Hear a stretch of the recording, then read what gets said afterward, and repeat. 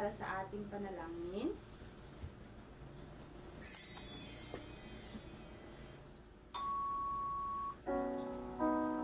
Tayo'y manalangin. Aming Diyos na makapangyarihan sa lahat, salamat po sa araw na ito. Salamat po sa magandang kalusugan at sa mga biyaya na aming natatanggap araw-araw. Tunay na kaibuti mo po, Panginoon, kaya patuloy na pinupuri at sinasamba ka namin. Dalangin po namin, nagabayan niyo po kami sa araw na ito. Tulungan mo po kami na maunawaan ang lahat ng mga araling ituturo sa amin. Bigyan niyo po kami ng talino, pagmamahal, at kalakasan sa aming pag-aaral. Pagpalain mo po ang aming bansa, ang aming paaralan, ang aming mga guro at mga magulang. Salamat po sa pangalan ng aming Panginoong Jesucristo. Amen. Magandang umaga mga bata. Okay, magaling. Maaari na kayong umupo. Mayroon bang lumiban sa ating klase ngayon? Mabuti sapagkat walang lumiban sa ating klase. Mga bata, sino ba sa inyo ang nakakaalala sa ating tinalakay noong nakaraang tagpo? Yes, sa Sibido? Okay, magaling no? Ang ating tinalakay noong nakaraang tagpo ay ang kwentong tungkol sa batik, ang batik ng buwan. Okay, sino-sino ba ang mga tauhan sa ating kwento? Oo, ang tauhan doon ay ang araw at buwan at ang mga anak nila nitong si Bituin. Ano naman ang aral na pulot ninyo sa kwento ang batik at ang batik ng buwan? Okay, mga bata, no, magaling. Dapat talaga nating mag-ingat tayo palagi at huwag padalos-dalos sa ating mga desisyon. Magaling mga bata. Talagang nakinig kayo noong nakaraang tagpo. Okay, mga bata, handa na ba kayo? Ngayon, magkakaroon tayo ng laro. Gusto niyo ba yun mga bata? Okay, mabuti kung ganon. Magsimula na tayo. Ang larong ito mga bata ay tinatawag na scramble words. Okay, ito ang ating panuto. Ayusin ang mga maling pagkakasunod-sunod ng titik sa isang salita. Bibigyan ko kayo ng 5 minuto para pumunta dito sa harap at sagutan kung ano ang mga salita na hindi magkabuo. Okay. Ngayon, tapos na ang ating gawain. Ano ba ang inyong naobserbahan sa mga salita na inyong inayos? Yes, Mel? Okay, magaling no? Patungkol sa anak, pamilya. Okay, no? Parang, yes. Ang inyong mga salitang nabuo ay may kaugnayan sa ating talakayan ngayon. So, ang ating talakayan ngayon, ang tatalakayan natin ngayon ay kwento na sina Adlaw at Bulan. Bago ang lahat, ipapakita ko muna sa inyo ang ating layunin. Okay, mga bata, maaari nyo ba itong basahin ang ating layunin? Okay. Mabibigyan ng kahulugan ang mga mahihirap na salita sa kwento. Mapapahalagahan ang aral na mapupulot sa kwento sa pamamagitan ng pagsagot sa mga katanungan. Makakabuo ng slogan mula sa aral na mapupulot sa kwento. Itong layunin na ito ay makikita natin sa ating diskusyon. Bago tayo tumungo sa ating sa kwento, tatalakaying kwento, ay mayroon muna tayong sasagutan. Okay, handa na ba mga bata para sa ating gawain? Okay, ang ating panuto ay iugnay ang mga salita sa hanay A at sa hanay B. Isulat ang sagot bago ang bilang.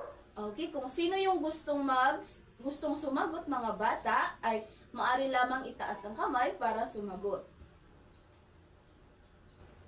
Okay, magaling no? Ang inyong sagot ay tama. Ngayon, bago tayo tumungo sa ating talakayan, ay ipapaalam ko muna sa inyo ang mga alintuntunin na dapat ninyong sundin. Maaari nyo ba itong basahin mga bata? Okay, ang una, makinig ng mabuti sa guro. Yes, no? Dapat makinig kayo ng mabuti sa guro para maiintindihan ninyo ang mga diskusyon sa ibibigay ng guro. Iwasang makipag-usap sa katabi. Okay, no? Hindi dapat kayo makikipag-usap sa inyong katabi sapagkat nandito ako sa inyong harapan. Itaas ang kamay sa gustong sumagot o magtanong. O kung ikaw ay may gusto kang itanong sa akin o gusto kang sumagot sa aking mga tanong, ay maaari mo itong itaas ang iyong kamay. Makilahok sa talakayan at mga gawain. Okay, kasi ako ngayon ay may mga gawain na ipapagawa sa inyo, ay dapat kayong lahat ay makikilahok. Respetuhin ang bawat isa. Okay, walang ibang magandang gawin kundi ang rumespeto sa bawat isa. Maasahan ko ba sa inyo mga bata? Kung ganun, magsimula na tayo. Ang ating tatalakayin ngayon ay tungkol sa kwento na sina Adlaw at Bulan. Imbis na nababasahin natin ang kwento, ay mayroon akong video na ipapanood sa inyo. Manood ng mabuti dahil meron akong mga katanungan sa inyo mamaya. Handa na ba mga bata? Okay, no? Dapat makinig ng mabuti sa video para pag magtanong ako mamaya sa inyo ay masagutan ninyo ang aking mga tanong patungkol sa kwento. Sina Adlaw at Bulan.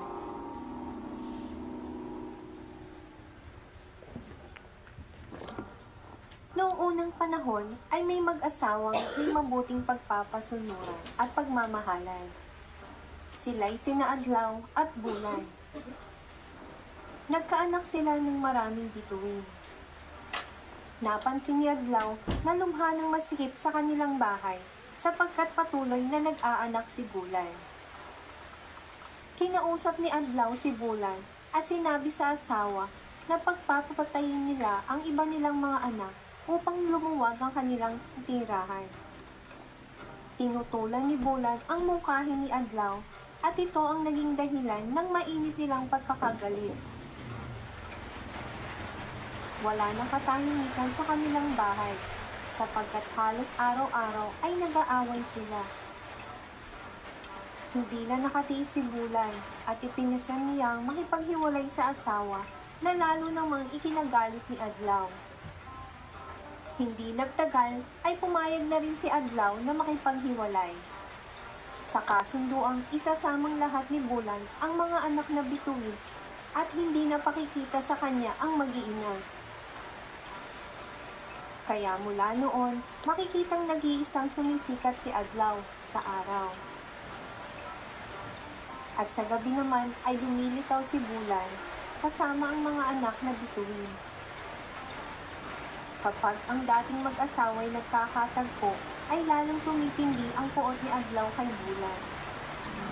Kaya hinahabol niya ito na nagiging dahilan ng eclipse. At yan ang kwento ng sina Adlaw at Bulan. Hanggang sa muli mga bata. Okay mga bata, naintindihan niyo ba ang kwento na inyong pinanood? Okay, magaling no? Sapagkat ang kwento ay napakagandang panuorin. mga bata, naintindihan niyo ba ang kwento?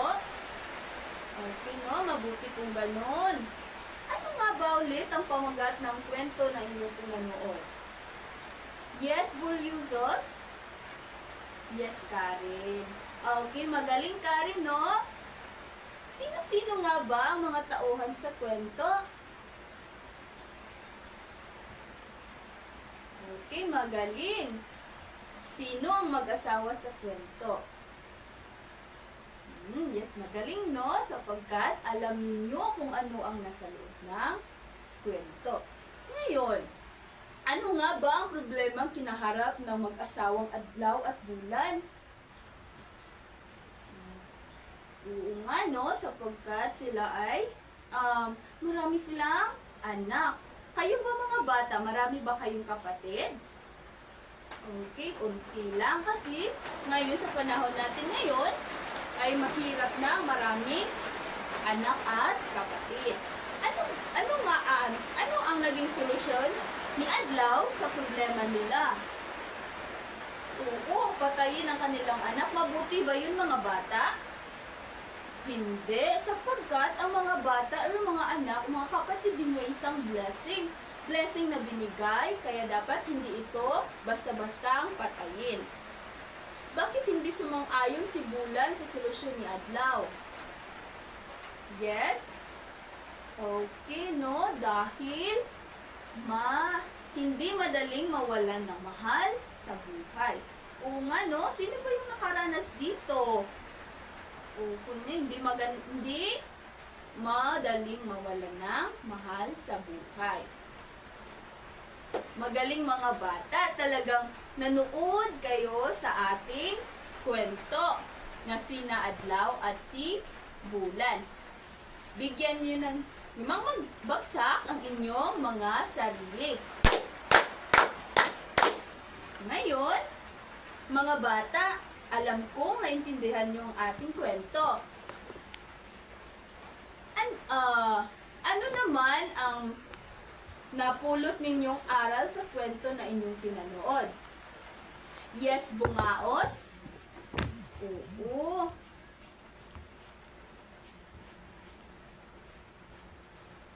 Opo, dapat natin pagmamahal sa pamilya dapat ay mas mahalaga. Opo, sapagkat kung ikaw ay hindi ka mahal or may mga batang hindi mahal sa kanilang pamilya, is para bang hindi maganda ito. Paano naman yung kaya mas mabuti kung pagmamahal ang mas mahalaga sa lahat.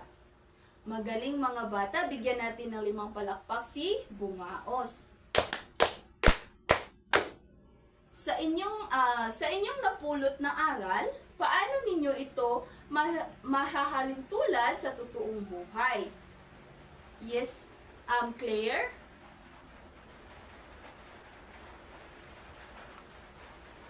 Okay, sabi ni Claire, no, bilang isang anak daw ay gagawin lahat, hindi lang sila mag-away yung mga magulang para hindi din siya magiging pasaway sa kanyang mga magulang para ang kanyang pamilya ay magiging masaya at buo. Magaling mga bata. Okay, bigyan natin ng 5 bagsak si Claire. Mga bata, nakikita ko na madami kayong natutunan sa ating tinalakay. Ngayon, magtungo tayo sa ating panghuling gawain. Ngayon, may gagawin kayo. Hahatiin ko ang klase sa 2 pangkat. Okay, magsimula tayo dito, magbilang. Last number is 2. Okay. Ang ating panuto, lahat ng mga group 1 ay pumunta sa kanilang grupo at ang group 2 ay pumunta sa kanilang grupo. Makinig mga bata, ang ating panuto, gumawa ng slogan patungkol sa aral na inyong napulot sa kwentong sina Adlaw at Bulan. At bibigyan ko kayo ng 5 minuto para gumawa. Sa ating gawain ay mayroon tayong pamantayan. Ang ating pamantayan ay nagkakaloob ito ng nilalaman. Nilalaman ay may 50%.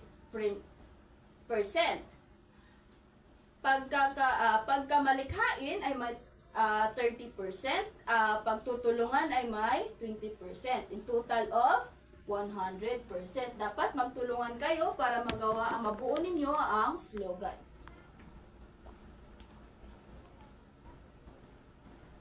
Okay, mga bata, tapos na ba? Maaari nyo nang idikit ang inyong slogan dito sa harap. Bumalik sa upuan. Ayusin ang upuan. Okay, magaling. Ngayon, mga bata, mayroon tayong takdang aralin. Sa inyong takdang aralin, sa isang buong bond paper, gumuhit ng araw, bulan, at bituin na parang isang buong pamilya. Opo, sa bond paper, gumuhit kayo ng araw, bulan, bituin na parang isang buong pamilya. At ipapasa ito sa susunod na tagpo. May mga katanungan ba, mga bata? Okay, kung wala na, paalam na at salamat mga bata sa inyong pagdalo sa ating klase ngayon.